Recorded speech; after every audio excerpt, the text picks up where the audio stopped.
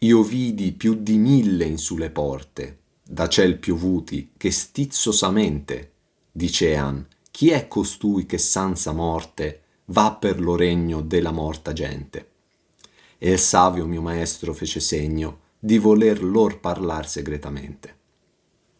Io vidi più di 1000 avversari sulle porte, una grande porta a due battenti, piovuti che furono precipitati dal cielo, che stizzosamente, in modo infastidito, dicevano: chi è costui, io, che senza morte, ancora vivo, va per attraverso il regno della gente morta? E il mio maestro saggio, Virgilio, fece segno di voler parlare con loro segretamente, in disparte. Neanche il tempo di uscire dalla barca, che il verso successivo inizia con me che vedo sulle porte, che è al plurale ma indica una grande porta con due battenti, più di 1000 che anticamente piovvero dal cielo. Questi non sono piovuti dal cielo adesso per difendere la porta. Siamo in un posto senza cielo e senza stelle. Questi più di 1000 dal ciel piovuti sono quelli che furono cacciati dal cielo nel momento della ribellione guidata da Dite contro il vero Dio.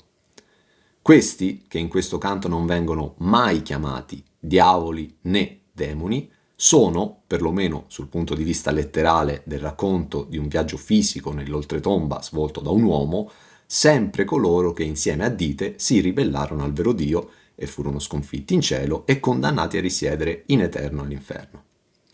Questi più di 1000 parlavano con stizza, fastidio, rabbia. Cambiando qualche parola al terzo canto, questi sono quel cattivo coro degli angeli che furono ribelli a Dio. Ed è la storia accennata anche nel canto precedente. Michele fe la vendetta del superbo strupo. Più di 1000, in quanto erano effettivamente più di 1000, oltre che tanti, mentre tra poco dirò più di 7 volte, perché effettivamente saranno più di 7 le volte, oltre che tante. La loro domanda continua, con varie sfumature, a essere la stessa, che continua a pormi ogni demone che mi vede, e cioè, che ci faccio io qui vivo tra i morti? Morte che, ripeto per l'ennesima volta, non è solo letterale, ma anche allegorica. Sono vivo esternamente, col corpo insomma, ma anche con l'anima internamente. Come del resto la morta gente è quella morta sia fisicamente che spiritualmente. Virgilio non gli risponde con le parole, ma il mio maestro saggio gli fa un cenno per andare in disparte a parlare con loro segretamente. Segretamente da me, ben inteso, dato che lì ci siamo solo io, lui e loro. Dopo il grande aggirata e venimmo in parte, adesso troviamo un segno e un segretamente, per continuare a dare un'idea appunto di girarci intorno, di mistero, che caratterizza questo pre-ingresso nella città di Dite. Segreto ha origine dalla parola latina secretum, participio passato del verbo secernere, che significa proprio mettere da parte, separare, e in questa occasione recupero il suo significato originale. Allor chiusero un poco il gran disdegno e disser: vien tu solo, e quei sen vada, che sia ardito intrò per questo regno. Sol si ritorni per la folle strada. Pruovi, se sa, che tu qui rimarrai, che li ha iscortasi buia contrada. Allora, dopo tale segno di Virgilio, i nostri avversari chiusero, limitarono un poco il gran disdegno, la loro stizza, e dissero: vieni soltanto tu, Virgilio, e quei, io, se ne vada via, che entrò in modo così ardito per attraverso questo regno della morta gente. Da solo ritorni io per attraverso la folle strada, che ci provi se sa come fare, perché tu, Virgilio, rimarrai qui, che gli hai mostrato, scortandolo per una contrada, un luogo così buio. Notato il segno di voler parlare in privato, ridussero leggermente lo sdegno che avevano mostrato quando e qualcosa disser, quindi plurale loro indistintamente. Dicono a Virgilio che può venire a parlare segretamente con loro. Nessun problema, ma io che sono vivo, no. non solo, io me ne devo andare da dove me ne sono avvenuto, da solo, perché già in modo troppo ardito sono entrato da vivo in questo regno dei morti. A inizio del secondo canto avevo scritto: se del venire io m'abbandono, temo che la venuta non sia folle, se savio. E qui viene ripresa sia la parola folle che la parola savio. Il savio mio maestro. La strada che porta agli inferi è folle e resta folle anche doverla ripercorrere al contrario, senza più neanche la guida, tra l'altro. I più di 1000 continuano a parlare per mettermi altra paura e ci riescono, dato che infatti adesso non stanno parlando segretamente con Virgilio, ma ad alta voce in modo che anche io li possa sentire, dicendomi che il tornare da solo attraverso la folle strada non è garantito, ci devo provare, da solo ti ricordo, se so come fare. Virgilio invece rimarrà con loro mentre io riprovo a salire, perché già mi ha fatto scendere troppo in basso con lui. Iscorta richiama proprio lo scortare, il proteggere. Vi è uno scherno rivolto verso di me. Torni indietro se ci riesce, però stavolta senza scorta. Tale concetto sarà rimarcato da Virgilio, che mi avvertirà che un tal sta passando per i cerchi, attraverso i cerchi, senza scorta. Pensa, lettor, se io mi sconfortai nel suon delle parole maladette, che non credetti ritornarci mai. Tu che mi stai leggendo adesso, pensa a come io mi sconfortai, persi il conforto, nel suono, ascoltando, le parole maledette, di perdizione, così tanto che non credetti, temetti, di non tornare sulla terra mai. All'improvviso squarcio il racconto della storia e dal XIV secolo mi rivolgo direttamente a te, singolo lettore o ascoltatore che mi stai leggendo o ascoltando, ovunque tu sia, dove e quando. Esco dalla narrazione per guardarti negli occhi e cercare di farti capire quanta fu la mia paura nel sentire ciò, lì da loro. Al suono di tali parole maledette, per il loro contenuto e per chi le pronuncia, io credetti di non tornare mai più vivo sulla terra. Sì, nel primo canto ho paura di fare questo viaggio. Sì, nel secondo canto ho paura di fare questo viaggio. Sì, appena inizia il terzo canto ho paura di fare questo viaggio. Ma qui siamo all'8° canto. Sono arrivato alle porte di Dite e più di 1000 nostri avversari mi dicono che adesso, se so come fare, devo provare a ritornare indietro da solo. Questo è troppo. Pensa, lettor, se io mi sconfortai. Questo è il primo di molti discorsi diretti rivolti al singolo lettore che sta leggendo la mia storia. E ti conviene di volta in volta stare attento perché si nascondono dei messaggi allegorici in ciò che scrivo. Questa costruzione che si rivolge direttamente a tu che mi leggi non è di certo una mia invenzione. Per citare solo un altro che già lo faceva poco prima di me, Chrétien de Troyes, autore interessante per quell'amor cortese descritto nel mio quinto canto. O caro duca mio, che più di 7 volte mai sicur t'ha renduta e tratto, d'alto periglio che incontra mi stette. Non mi lasciar, diss'io, così disfatto. E se il passar più oltre ci è negato, ritroviam l'orme nostre insieme ratto. O mio caro duca, colui che mi conduce, che più di 7 volte mi hai restituito sicurezza e tratto, portato via da un alto, profondo pericolo che mi stette incontro, non mi lasciare, diss'io, così disfatto, distrutto, e se il passare più oltre, avanti, ci è negato, proibito, ritroviamo velocemente insieme, io e te, le nostre orme passi già fatti.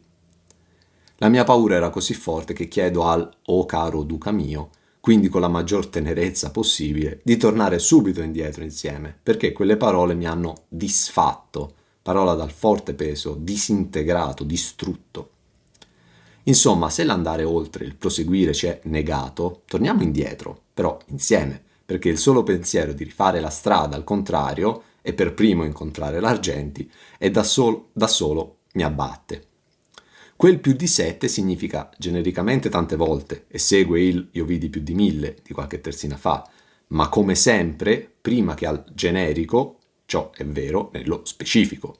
Infatti si possono contare già almeno 7 volte, anzi più di 7 volte, nelle quali Virgilio mi è venuto in soccorso, e quindi letteralmente più di 7. Inoltre ti ricordo come questo più di 7 mi permetta di rafforzare il collegamento con Luca 11, dove appunto un demonio prende con sé altri 7 spiriti peggiori di lui, quindi esattamente il demonio e altri 7 più di 7, appunto. Quel 7 sta per ribadirti che non è un numero a caso, per dire tante volte. Mi ricollega anche ai Proverbi, in un passo che molto riguarda il mio viaggio in questo momento, Proverbi 24, da 16 a 23.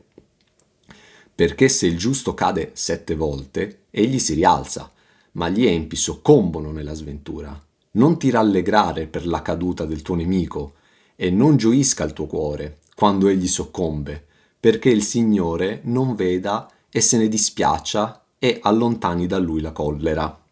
Non irritarti per i malvagi e non invidiare gli empi, perché non ci sarà avvenire per il malvagio e la lucerna degli empi si estinguerà.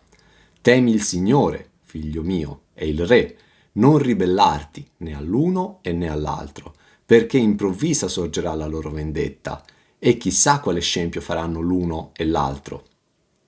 Anche queste sono parole dei saggi. Aver preferenze personali in giudizio non è bene. Proprio il numero 7 riprende anche l'Evangelio di Matteo 18, 21 e 22.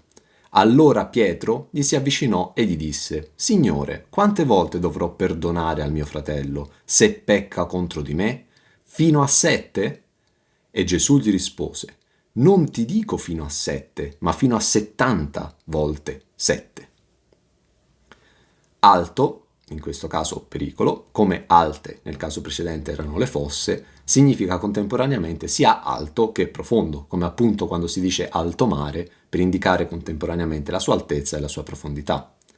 Questi più di 1000 di fatto ci negano il passare più oltre, che nel nostro caso vale anche scendere ancora più in basso. E quel Signor che lì m'avea menato mi disse: Non temer, che il nostro passo non ci può torre alcun, da tal n'è dato. Ma qui m'attendi, e lo spirito lasso, conforta e ciba di speranza buona. Chi non ti lascerò nel mondo basso. E quel signore, Virgilio, che fin lì mi aveva menato, portato con decisione, mi disse: Non temere, che il nostro passaggio e percorso, nessuno ce lo può togliere. Da tal Maria ci è dato, permesso. Ma attendimi qui, e lo spirito lasso, stanco, conforta e ciba, nutri, di buona speranza, perché io non ti mi lascerà nel mondo basso. Virgilio è colui che fin qua mi ha menato, che significa spostare ma in modo deciso. 1-1, il sole mena dritto altrui per ogni calle. 1-3, Caron dice, i vegno per menarvi all'altra riva. E già riferendomi a Virgilio stesso, in 1-4 scrivo, per altra via mi mena il savio duca. Virgilio mi rassicura per l'ennesima volta, ricordandomi, come del resto fa dal secondo canto, che nessuno ci può sbarrare la strada, dato che questo viaggio ci è concesso da tal, dove tal si continua a riferire sempre solo a Maria, non a Dio, come del resto dal secondo canto. Ripassiamo il secondo canto per confermare che il riferimento è a Maria e non a Dio. Lì io dissi a Virgilio: perché se del venire io m'abbandono, temo che la venuta non sia folle, e qui folle strada. Se savio, qui savio mio maestro, intendi me chi non ragiono. Virgilio mi rispose: da questa tema, qui non temer, a ciò che tu ti solve, poi Beatrice gli disse, l'amico mio e non della ventura nella diserta piaggia impedito, sì nel cammin, che volte per paura, e temo che non sia già sì smarrito, ch'io mi sia tardi al soccorso levata, per quel ch'io ho di lui nel cielo udito. Ecco che siamo arrivati al punto. Da chi in cielo è partito questo passaparola per venirmi a salvare? Donna, Maria, è gentil nel ciel che si compiange, di questo impedimento v'io ti mando, sì che duro giudicio lassù frange. Ti faccio notare come qui venga usata la parola torre per la seconda volta in questo canto, dopo quell'iniziale, che noi fossimo al piede dell'alta torre. Come spesso faccio, ripeto la stessa parola in poco spazio ma con significati diversi. Per tornare invece al primo canto, qui è il mio spirito a essere lasso, mentre all'inizio del poema era il mio corpo a essere lasso, poi che hai posato un poco il corpo lasso. Virgilio mi rassicura, devo confortare il mio spirito e cibarlo di buona speranza, perché lui ha ricevuto il compito di proseguire insieme a me questo percorso. E così quindi farà, non c'è nessuno che ce lo può negare. Così sen va, e quivi m'abbandona, lo dolce padre, e io rimagno in forse, che sì e no nel capo mi tenciona. Udir non potti quello ch'allor porse, ma ei non stette là con essi guari, che ciascun dentro a prova si ricorse. Così, in questo modo, se ne va, e proprio qui mi abbandona, il dolce padre, Virgilio, e io rimango in forse, che mi combatte nel capo, nella testa, il sì, speranza positiva, e il no, timore negativo di continuare il viaggio. Non ho potuto udire, sentire ciò che Virgilio porse, disse loro, ma egli, Virgilio, non stette là con loro forze maligne, molto, che ciascuno di loro, dei nostri avversari, dentro a gara si corse di nuovo via. Dopo avermi rassicurato mi abbandona proprio qui, da solo, mentre sono combattuto sul da farsi dentro di me, nella mia testa. Combattono il sì e il no, il continuare o il tornare indietro.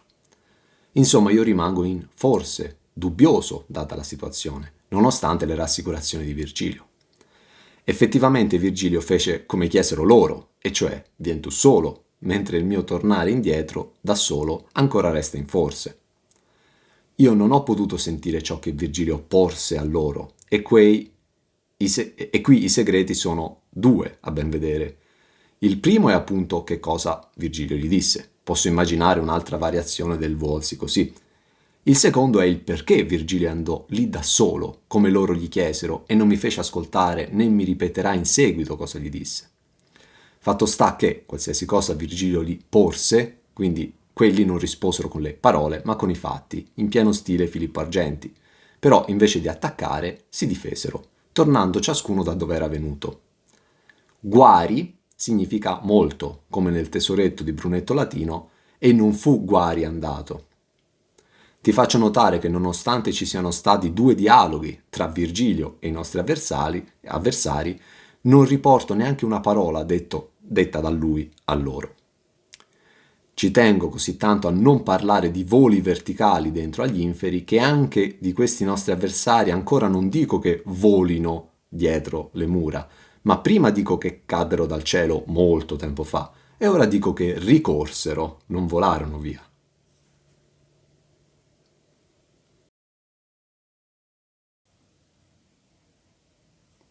Chiuser le porte quei nostri avversari nel petto al mio Signor, che fuor rimase, e rivolsesi a me con passi rari. Gli occhi a terra e le ciglia avea rase d'ogni baldanza, e dicea nei sospiri, chi m'ha negate le dolenti case? Chiusero le porte, la grande porta a 2 battenti, quei nostri avversari nel petto, proprio davanti al mio Signore, Virgilio, che rimase fuori e si rivolse verso me, con passi rari, lenti. Aveva gli occhi verso la terra, in basso, e le ciglia rase, prive di ogni baldanza, fierezza, e diceva nei sospiri, chi mi ha negato le case dolenti, che provocano dolore? Primo verso fondamentale, presta attenzione.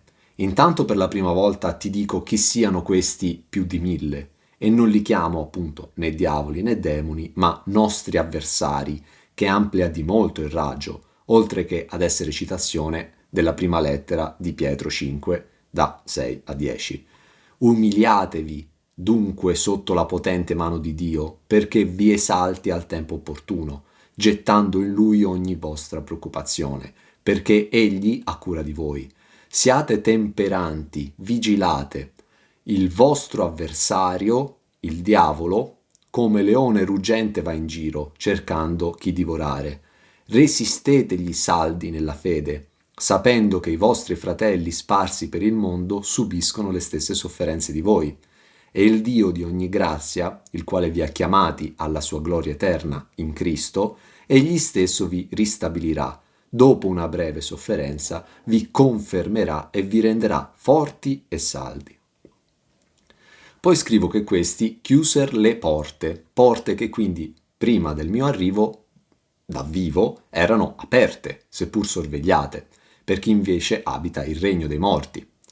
Insomma, i più di 1000 erano già lì, non sono piovuti dal cielo che non c'è adesso per me, però tali porte sono state chiuse proprio perché arrivavo io, vivo, e non volevano farmi passare.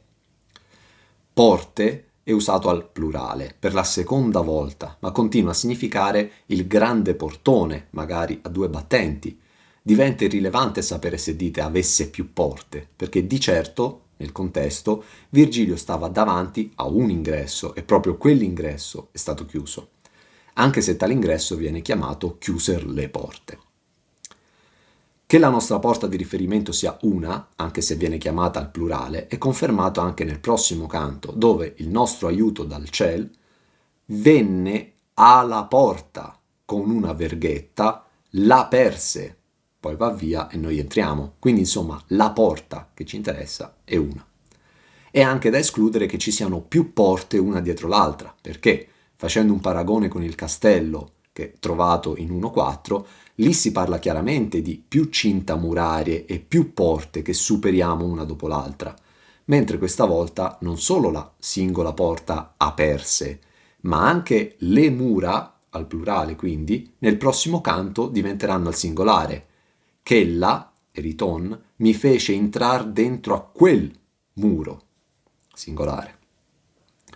Virgilio ritorna da me sconsolato, lentamente e privo di fiducia in sé stesso, collegata alla gioia, dato che fu incaricato di farmi svolgere il viaggio, ma nonostante tale incarico ha ricevuto un chiaro impedimento da chi invece, una volta saputo il suo compito, lo avrebbe dovuto lasciar passare, proprio come fece Caron, Flegias e gli altri. La baldezza è la fiducia in se stessi, che Virgilio ha momentaneamente perso, dato che gli è stato negato ciò che credeva facile ottenere, ed è un concetto legato alla felicità, come in 3,16. Voi mi date a parlar tutta baldezza, voi mi levate sì, chi son più ch'io. Per tanti rivi sempie d'allegrezza la mente mia, che sì, che di sé fa letizia. Nella parafrasi l'ho spiegata con la parola fierezza per rimarcare il legame che c'è tra questo passo e quello di 1.10, dove ondei, farinata, levò le ciglia un poco in suso, qui gli occhi a terra e le ciglia aveva rase, poi disse fieramente, qui baldanza.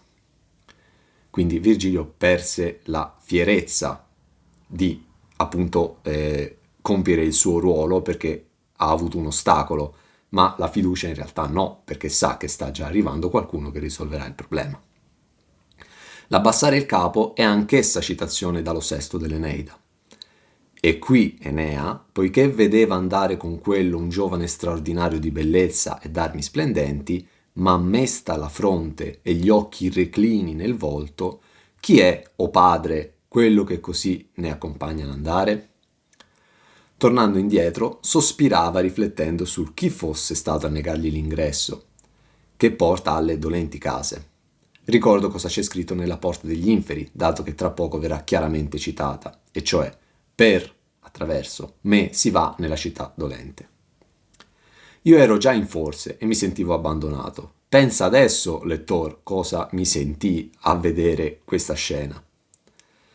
A livello allegorico potrei dirti che il male si nasconde, che il male si difende ed è difficile da sconfiggere, e che Cristo non l'ha sconfitto una volta per sempre, e che Virgilio, e ciò che rappresenta, da solo non riesce a superare tale prova contro i nostri avversari, o anche che il male ognuno di noi personalmente deve sconfiggerlo e non c'è un qualcuno che lo sconfigge per tutti, eccetera. Devo dilungarmi citando l'ingresso di Enea nello sesto dell'Eneida. Ed ecco, alla soglia dei primi raggi del sole, la terra mugghiò sotto i piedi. I gioghi delle selve cominciarono a tremare e sembrò che cagne ululassero nell'ombra all'arrivo della dea. Lontano, state lontano, o profani, grida la veggente, e allontanatevi da tutto il bosco, E tu intraprendi la via e strappa la spada dal fodero. Ora necessita coraggio, Enea, e animo fermo. Disse, ed entrò furente nell'antro aperto. Egli con impavidi passi si affianca alla guida che avanza. Dei che governate le anime, ombre silenti, e caos e flegge tonte, luoghi muti nella vasta notte. Concedetemi di dire quello che udii, e per vostra volontà rivelare le cose sepolte nella profonda terra e nelle tenebre. Andavano oscuri nell'ombra della notte solitaria e per le vuote case di Dite e i vari regni, i vani regni. Tutta questa citazione continua subito dopo col vedere i centauri, le gorgoni, le arpie, eccetera.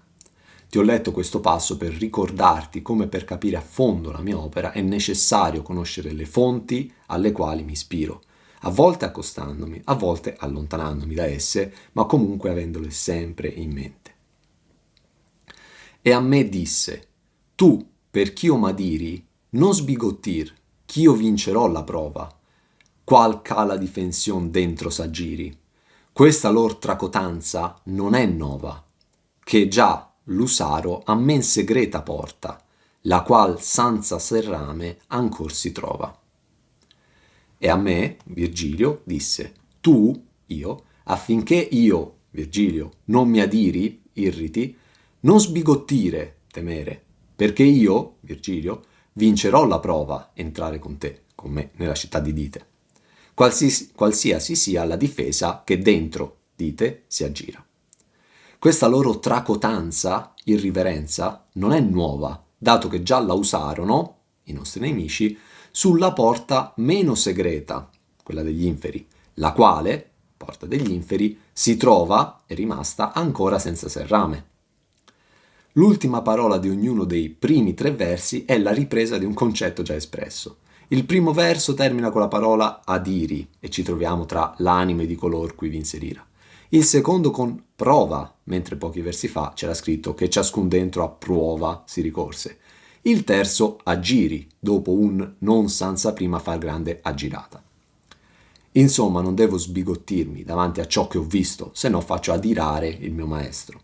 Devo restare fiducioso, come mi aveva già detto di restare, perché lui questa prova la vincerà, riuscirà con me vivo a entrare per questo regno, nonostante ormai, come lui stesso dirà nel prossimo canto, la città dolente non potemo entrar omai sansira.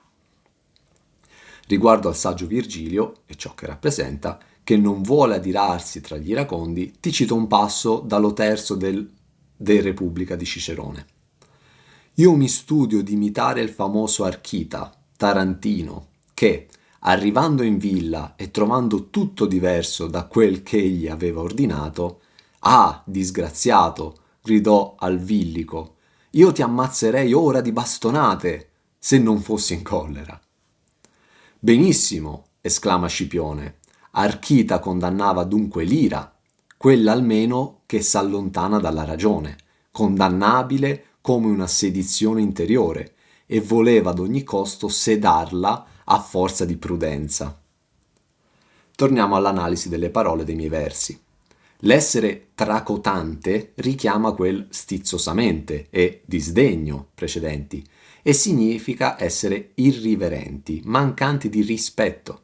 Tale parola li avvicina ancora di più all'Argenti, dato che la consorteria degli Adimari, alla quale lui faceva parte, verrà definita oltracotata. La parola tracotanza la spiego chiaramente nel Convivio 4.8. La reverenza esser di quella, e così come questa è bellezza d'onestate, così lo suo contrario è turpezza e menomanza dell'onesto, lo quale contrario inriverenzia, ovvero tracotanza, dicere in nostro volgare si può. Tale tracotanza, i nostri avversari, non è la prima volta che la usarono, non è nuova, dato che fu la stessa che usarono per difendere un'altra porta, men segreta, che nonostante la loro difensione, ancora si trova aperta, senza serrame. Quindi proprio spalancata, senza possibilità neanche di chiuderla. Devo citare 1.3, dato che vengono ripresi il confronto del maestro, il suo volto, quella volta lieto, il segreto, i sospiri. E poi che la sua mano alla mia puose, con lieto volto, ond'io mi confortai, mi mise dentro alle segrete cose, quivi sospiri. Questi versi sono ripresi da quando appunto Virgilio mi fece superare senza alcuna difficoltà la porta degli inferi, che appunto si trova senza serrame, né tantomeno difensione. Anche Minos mi dirà nel quinto canto: guarda come entri e di cui tu ti fide, non ti inganni l'ampiezza dell'entrare.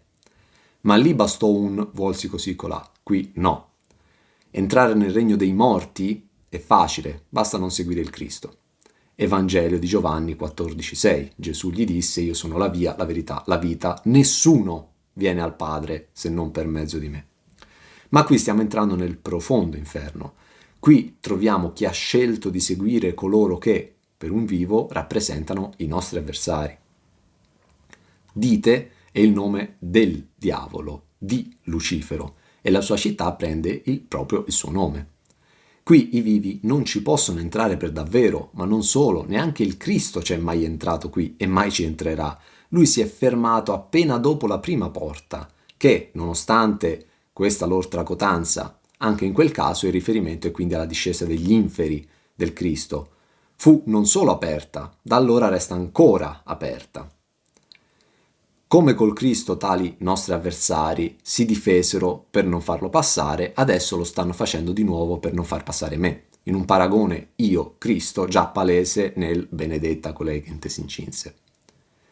Nessuno dei 4 Evangeli canonici parla di questa lotta del Cristo per entrare negli inferi, ma lo fa, tra i tanti, usando termini che riprendo per rinforzare questo paragone io, Cristo, Jacopo da Varazze nella Leggenda Aurea, nella seconda metà del 200. Cito: dice Agostino: appena Cristo spirò, la sua anima congiunta alla sua divinità discese nel profondo degli inferi. Raggiunse il confine delle tenebre come un conquistatore splendente e terribile. Gli empi e le legioni del Tartaro lo videro e, in preda al terrore, presero a domandarsi: da dove viene questo essere così forte, terribile, splendido e luminoso? Il mondo che è a noi sottomesso non ci ha mai inviato un tale defunto, mai ha mandato agli inferi un tale tributo. Chi è dunque costui che intrepido entra nel nostro territorio e non solo non teme i nostri supplizi, ma libera anche altri defunti dalle nostre catene? Ecco, quelli che prima gemevano tra i nostri tormenti vedono arrivare la salvezza e ci insultano. Non solo, non hanno più alcuna paura di noi, ma addirittura ci sfidano. Mai prima d'ora qua giù i morti mostrarono tanta superbia, mai i nostri prigionieri furono tanto lieti. Per quale motivo avete voluto portare qua giù costui? O nostro principe, la tua gioia non c'è più, la tua felicità si è mutata in disperazione. Mentre inchiodi Cristo sulla croce, non sai quanti disastri stai subendo negli inferi. Dopo che i crudeli demoni ebbero proferito queste parole, ad un comando del Signore, tutte le sbarre di ferro si infransero. A parte l'uso palese degli stessi termini per paragonarmi al Cristo, c'è un indizio più difficile da scorgere, e cioè la porta raffigura simbolicamente un ingresso, mentre il passaggio per il Cristo è avvenuto tramite la croce, per me tramite la barca. Ma per rimarcare questa mia vicinanza al Cristo, nella mia opera uso il termine legno, sia per indicare la croce del Cristo, sia per indicare la mia barca. 3,19. A questo regno, paradiso, non salì mai chi non credette in Cristo, né pria né poi che el si chiavasse al legno, croce. E in questo canto, tosto che il duca e io nel legno, barca, fui io, e allor distese al legno, barca, ambo le mani. Ripeto fino allo sfinimento che la porta di 1.3 è la porta degli inferi, la qual Sansa Serramenkor si trova. Il giudizio di Minos di 1.5 rappresenta la porta, non fisica, dell'inferno, e da lì in poi nessuno si salverà mai più. Queste di 1.8 sono le porte che fanno entrare nella città di Dite, il basso e profondo inferno, dove si trovano le anime più nere, e Dite stesso conficcato proprio in fondo. Gli inferi non sono l'inferno, che letteralmente rappresenta la condizione definitiva del peccatore, segnata dalla sofferenza, ma indicano quello che l'Antico Testamento palesa come il soggiorno dei morti, in ebraico Sheol, in greco Hades. Te lo continuo a ribadire perché se pensi che quella di 1.3 sia la porta dell'inferno, niente ha senso. Continuiamo a parlare di tale porta proseguendo con gli ultimi 4 versi del canto. Sovressa vedestù la scritta morta, e già di qua da lei discende l'erta, passando per li cerchi senza scorta, tal che per lui ne fia la terra aperta.